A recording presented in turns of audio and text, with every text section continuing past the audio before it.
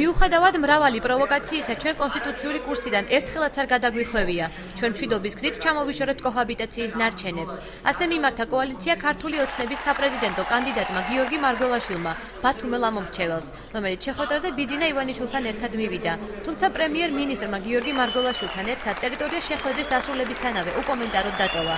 მოქალაქეებმა წინა საარჩევნო შეხვედრა დადებითად შეაფასეს და გიორგი მარგველაშვილის საპრეზიდენტო პროგრამა მოიწონეს.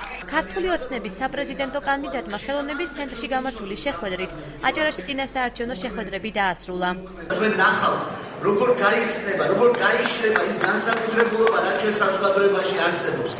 თქვენ ნახავთ ეკონომიკურ პრობლემებს მოკლებული ქართული ოჯახი რამდენ ნიჭიერებას წარმოშობს, რამდენი ახალი წამოწყება იქნება ყველა სფეროში. დამიჯნების ყველაფერს ესე ახორციელებს ზუსტად, რომ რაციონალურად ვითარდებით.